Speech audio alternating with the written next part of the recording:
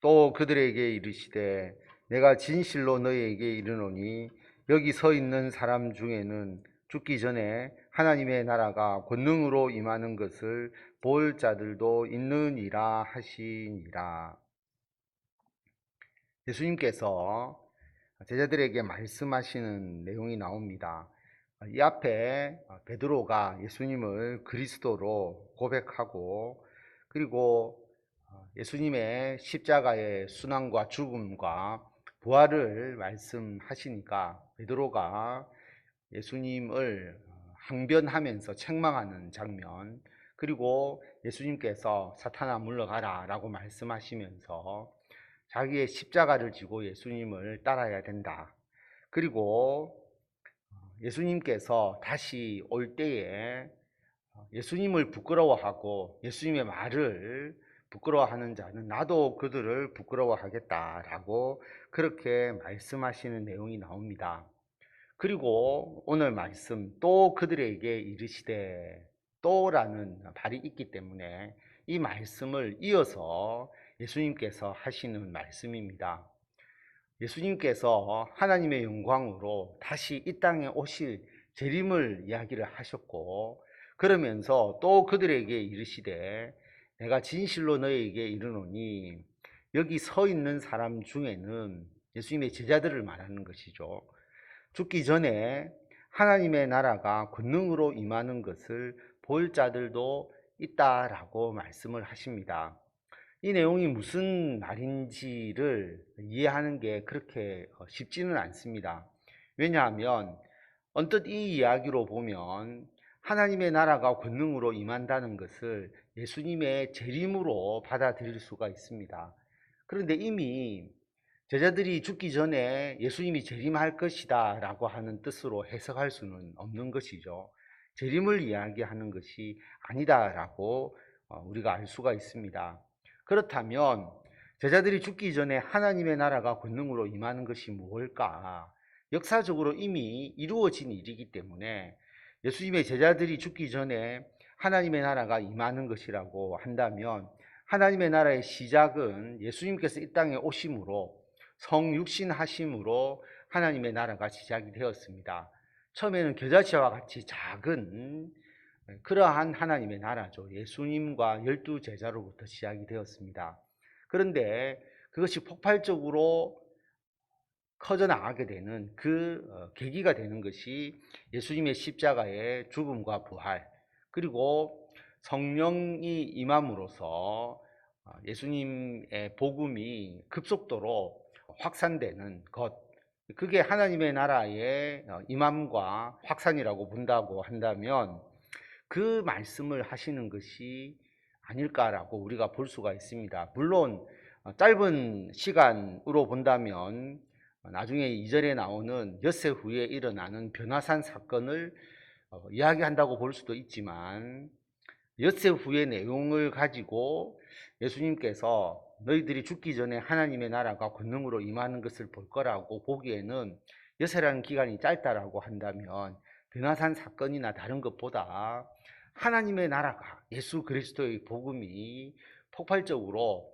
확산되어 가는, 성령 충만 이후에 교회의 확장과 그리고 예수 그리스도의 복음이 아주 권능을 가지고 전파되어 가는 그 과정을 말씀하시는 것이라고 보는 것이 가장 좋을 것 같습니다.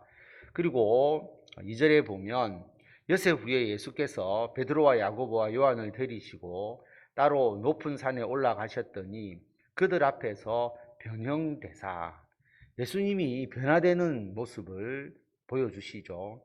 엿새 후에 시간적인 내용이 분명하게 기록되어 있고 베드로와 야고보와 요한만을 데리시고 높은 산에 올라가십니다.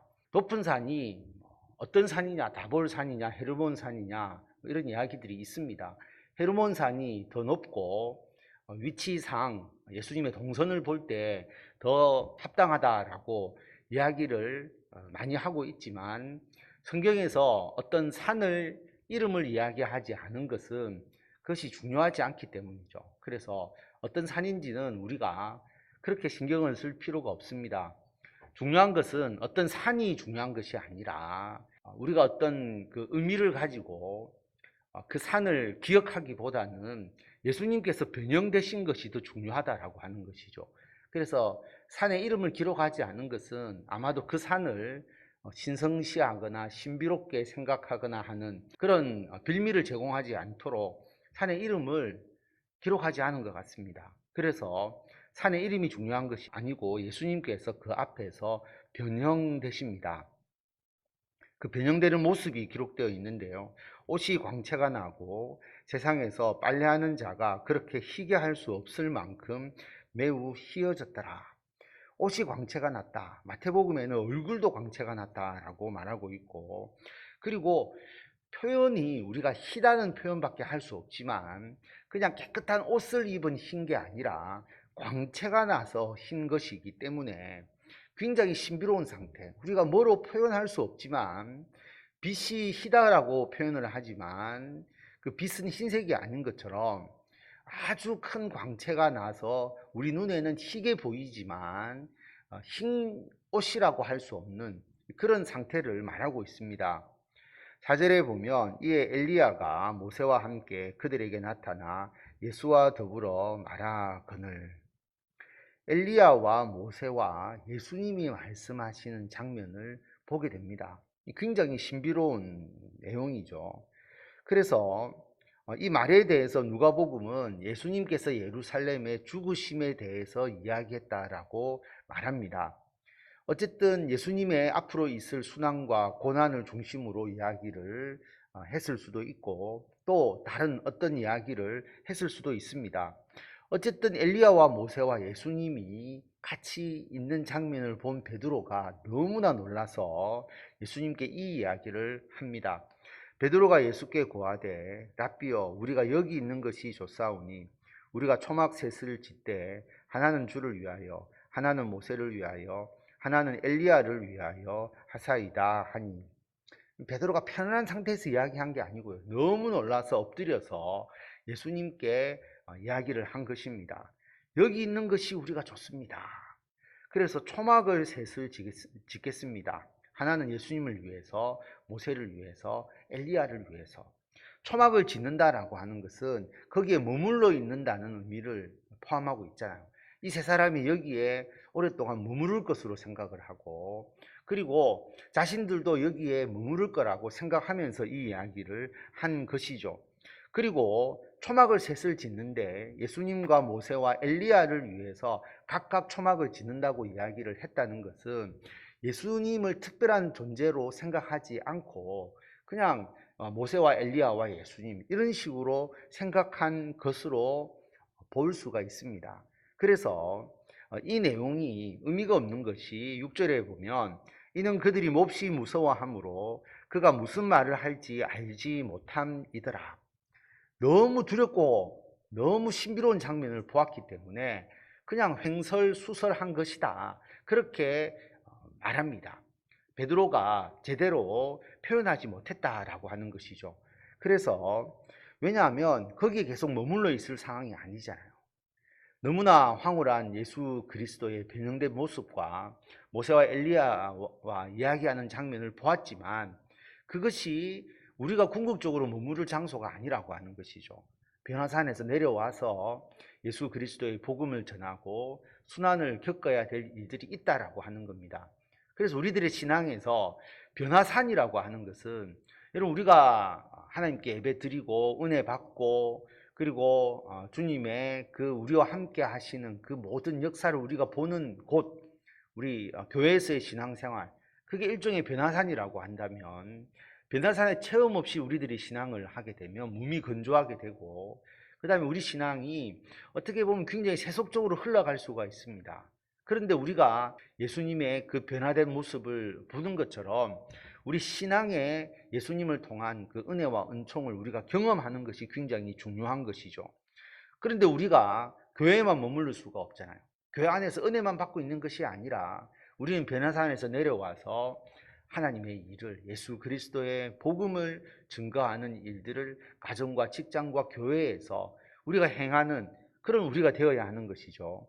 그래서 7절에 보면 마침 구름이 와서 그들을 덮으며 구름 속에서 소리가 나되 이는 내 사랑하는 아들이니 너희는 그의 말을 들으라 하는지라. 구름이 와서 그들을 덮어버립니다. 제자들이 모세와 엘리야와 예수님에 대해서 잘못된 판단을 하고 있으니까 하나님께서 구름으로 그들을 덮어서 사라지게 하면서 무엇에 집중하게 하시느냐 하면 예수 그리스도에 대해서 집중하게 하시는 것이죠. 예수 그리스도가 내 사랑하는 아들이다. 너희는 그의 말을 들으라 라고 말합니다. 예수님께서 처음 공생애를 시작하실 때 세례를 받으면서 하나님께서 내가 사랑하는 아들이다 라고 하나님께서 인정하신 것처럼 지금 앞으로 예수님의 순환을 앞두고 예수 그리스도에 대해서 내가 사랑하는 아들이다 라고 하는 것을 분명하게 다시 한번 선포하시고 너희는 그의 말을 들으라 라고 말씀을 합니다. 여러분, 앞으로 예수님께서 순환을 받으시고 나중에 십자가에서 죽기까지 하시지만 앞으로 어떤 일이 있다 할지라도 이는 내 사랑하는 아들이다. 너희는 그의 말을 들으라고 하나님께서 말씀하시는 것이죠. 그래서 절대적으로 예수께 복종하라라고 하는 의미이고요. 예수님의 절대적 권위를 하나님께서 인정해 주시는 것입니다. 문득 둘러보니 아무도 보이지 아니하고 오직 예수와 자기들 뿐이었더라. 모든 것이 사라지고 예수님과 그리고 제자들만 있었습니다. 예수님에 대해서 초월성, 예수님의 유일성, 다른 것이 중요하지 않다는 거죠. 오직 변화되신 예수 그리스도께서 자기들 앞에 있었다라고 하는 것. 예수님이 중심이 되고 예수님은 굉장히 초월적인 분이시다라고 하는 것을 다시 한번 깨닫게 됩니다.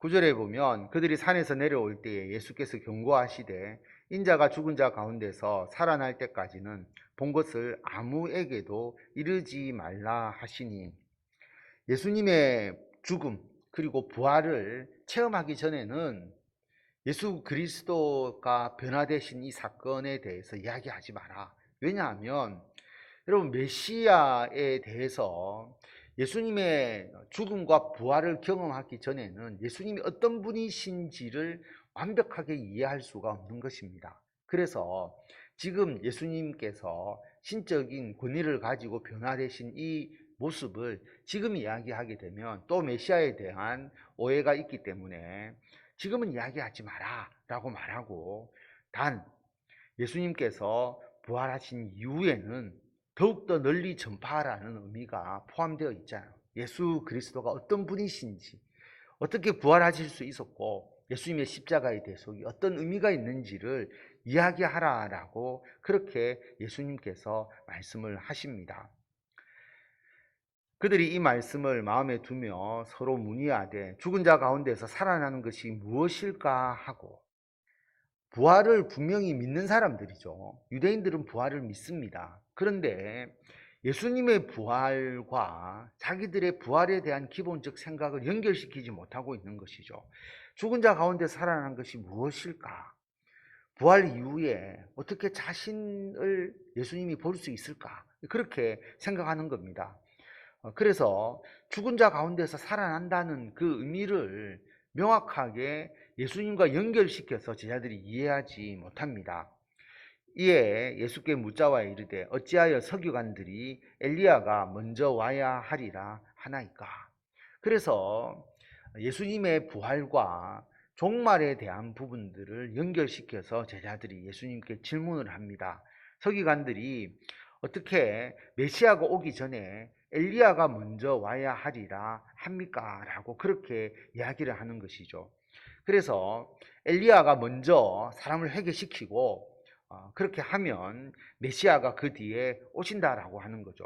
그런데 그 종말적인 메시아가 오는데 어떻게 메시아가 다시 죽고 다시 부활하는 그런 일이 있을 수 있느냐, 이해가 되지 않는 것이죠. 그래서 엘리야에 대한 질문을 제자들이 하는 것입니다. 직접적으로 메시아에 대한 부분을 물어보기가 그러니까 엘리야가 어떻게 먼저 와야 하리라 그렇게 이야기를 합니까? 라고 물어보는 것이죠. 이르시되 엘리야가 과연 먼저 와서 모든 것을 회복하거니와 어찌 인자에 대하여 기록하기를 많은 고난을 받고 멸시를 당하리라 하였느냐. 그러나 내가 너희에게 이르노니 엘리야가 왔으되 기록된 바와 같이 사람들이 함부로 대우하였느니라 하시니라. 엘리야가 먼저 왔다라고 하는 것입니다. 엘리야는 세례 요한을 의미하는 것이죠. 엘리야가 와서 모든 것을 회복한다. 회복한다는 것은 먼저 회개시킨다라고 하는 거죠. 세례 요한이 와서 회개해서 메시아를 믿고 영접할 수 있는 기본적인 토양을 제공하지 않았습니까?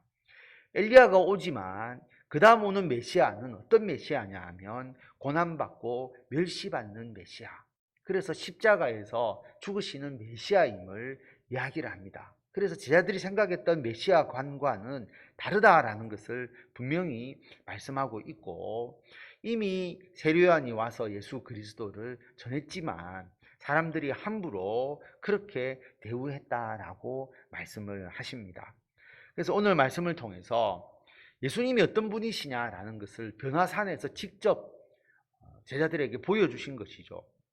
예수님은 하나님의 아들이시고 신적인 분이시다. 부활 이후에 그 거룩한 예수님의 그 몸을 미리 보여주시는 그런 아주 놀라운 사건을 여기서 나타내주고 있습니다. 그리고 두 번째로 하나님께서 예수님을 사랑하는 아들이라고 직접 말씀하시면서 이후에 예수님께서 순환당하시더라도 그것은 우리를 구원하시기 위한 것이지 힘이 없어서가 아니다 라고 하는, 예수님이 어떤 분이심을 분명히 하나님께서 정의해 주고 계시고 있고요. 그리고 순환받는 메시아, 고난받는 메시아, 그 메시아는 나를 위해서 나의 죄를 대속하기 위해서 순환과 고난을 당하셨다라고 하는 것을 우리에게 말씀하고 있습니다. 그래서 오직 예수님께 집중하도록 이 변화산 사건은 예수님의 순환과 고난에도 불구하고 우리들의 신앙의 중심이 예수님이라는 것을 분명하게 말씀해 주고 있고, 그러나 우리는 변화산에 머물러서는 되지 않는다라고 하는 거죠. 변화산의 은혜가 필요하지만, 그 영광이 필요하지만 우리는 산에서 내려와서 우리가 해야 되는 주님의 사명들이 있다라고 하는 것이고요. 여기에 대해서는 그 다음에 일어나는 사건을 통해서 우리가 어떤 일을 해야 하는지를 보게 됩니다.